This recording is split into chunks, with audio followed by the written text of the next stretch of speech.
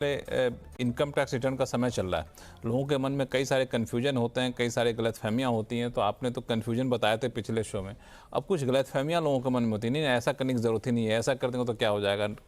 तो मैं चाहता हूँ सर इस पर लिस्ट आउट करें कि कौन कौन सी गलतफहमियां हैं जिससे बचना चाहिए। बिल्कुल, भ्रम इसको कहते हैं कि लोगों को भ्रम होता है कि ऐसा करना चाहिए, ऐसा नहीं करना चाहिए। और ये जो मैं आज 5 भ्रम आपको बताऊंगा, गलतफहमियां जिसको आप कह रहे हैं कि, और ये बाकायदा तजुर्बे से निकाले हुए हैं, ये मतलब लोगों को मैंने असल में करते हुए सुना और देखा। सबसे पहला भ्रम कि अगर मेरा टीडीएस कट गया है तो मुझे रिटर्न फाइल करने की जरूरत नहीं है। मुझे कोई साहब मिले, वो कहते हैं, मैंने कहा आप रिटर्न फाइल करते हैं? वो कहते हैं हम रिटर्न फाइल नहीं करते। वो कहते हैं हमारा तो टैक्स पहले ही कट गया है, तो जो सरकार ने लेना था हमसे ले लिया। ये उनका जवाब था।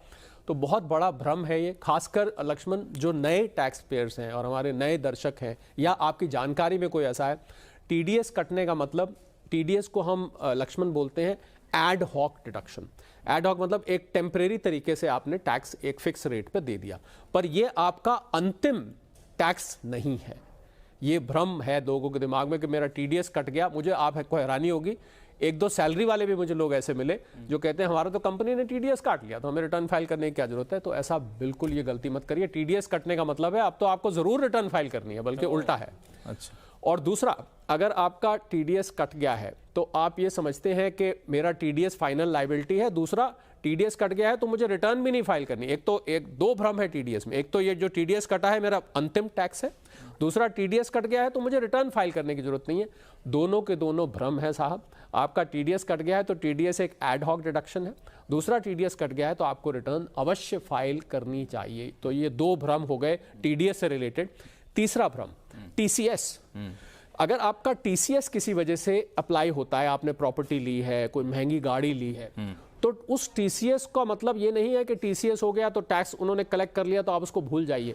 उस टीसीएस का आप बाकायदा क्रेडिट ले सकते हैं और अपने रिटर्न में आप उसका क्रेडिट लेके, जैसे उदाहरण के तौर पे लक्ष्मण आप यहां से बाहर पेमेंट भेज रहे हैं तो टीसीएस कट जाता है। उस टीसीएस का क्रेडिट लेके, ये आपका अंतिम टैक्स नहीं, बल्कि मैं ये कहूंगा कि ये आपका टैक्स ही नहीं है। टैक्स ही नहीं। ये तो सरकार ने सिर्फ आपके ट्रांजैक्शन को ट्रैक करने के लिए टैक्स कलेक्ट कर लिया। हो सकता है आपका तो जीरो बन रहा हो, तो टीसीएस अगर है वो बिल्कुल भी आपका टैक्स नहीं है, या आप उसका क्रेडिट लें।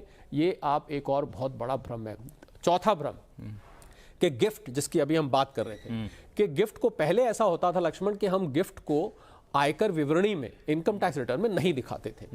अब जो नए प्रावधान सरकार ये मांगती है, जो ईआई जब से शेड्यूल बना है, अब आपको अपना गिफ्ट ईआई में दिखाना चाहिए। यानी कि उन रिश्तेदारों से 56(2)(10) के अंतर्गत अगर आप गिफ्ट ले रहे हैं और किसी अनजान से, यानी कि नॉन रिश्तेदार से, अनजान तो नहीं कहता मैं, दोस्त से या किसी से आप ले रहे हैं 50,000 तक, तो आपको वो गिफ्ट ईआई शेड्यूल में दिखाना जरूरी है। वरना कल को ये एंट्री जब आपके बैंक में आएगी और आपसे पूछा जाएगा कि क्या है, उस समय आप बताएंगे कि गिफ्ट था, पर आपके रिटर्न से वो मैच नहीं करेगा, तो आपके लिए दिक्कत खड़ी हो सकती है। हालांकि मैं एक जो गलतफहमी आपने बताई ना, उस पर मेरा अपनी राय ये है कि हमें जितना टैक्स काटना था आपने काट लिया, अब मेरा पीछे छोड़ दो।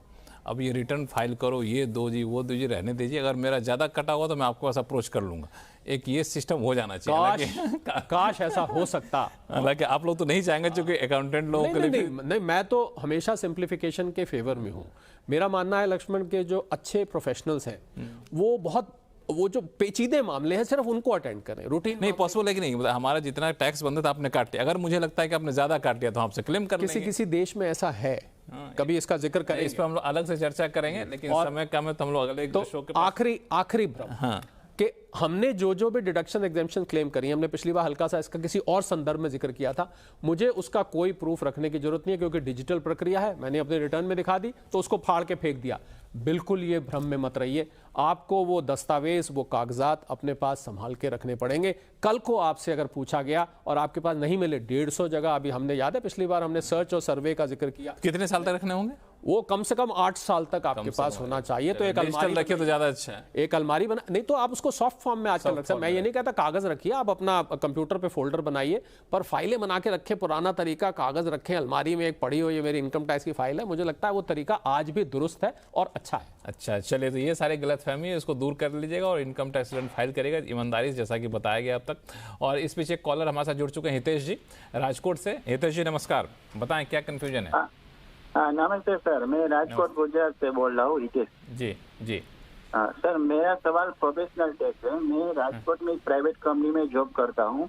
वहाँ से मेरा प्रोफेशनल टैक्स फुल रेट में कटता है और उसकी एक पेरेंट्स कंपनी है, वहाँ भी मैं सेवा प्रदान करता हूँ, तो वो मैनेजमेंट भी मेरा प्रोफेशनल टैक्स डिडक्ट करती है। तो टोटल मेरा जो प्रोफेशनल टैक्स डबल हो जाता है फुल स्केप में। तो क्या ये सही है?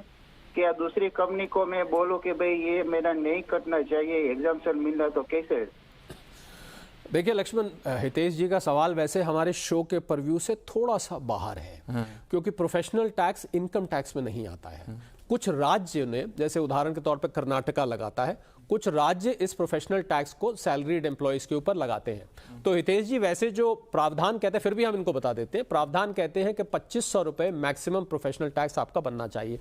तो अगर इससे ज्यादा बन रहा है, यानी कि दोनों एम्प्लॉयर्स, आपकी कंपनी और जो उनकी पेरेंट कंपनी, दोनों अगर काट रही हैं, तो ये तो कंपनी आपस में रिश्तेदारी है, उनको आप बताइए कि साहब आप ही की कंपनी दूसरी काट रही है तो दूसरा ना काटे। अगर फिर भी ज्यादा कट गया है तो आप जो प्रोफेशनल टैक्स डिपार्टमेंट है आपके सिटी में, राजकोट में आप रहते हैं, आप वहां पर एक एप्लीकेशन डालिए और आपको जो फालतू कटा है वो रिफंड कर दिया जाएगा। पर इस बात का प्रावधान है। हाँ, प्रावधान है, पर मैं फिर जिक्र करना चाहूंगा कि ये आयकर के अधिनियमों के अंतर्गत ये स्थानीय गवर्नमेंट का अपना ये स्थानीय टैक्स। चलिए, उम्मीद करता हूँ आपके सवालों का जवाब मिल गया होते जी, और फिर भी कोई कन्फ्यूजन हुआ तो संपर्क करिएगा tax@moneycontrol.com पर।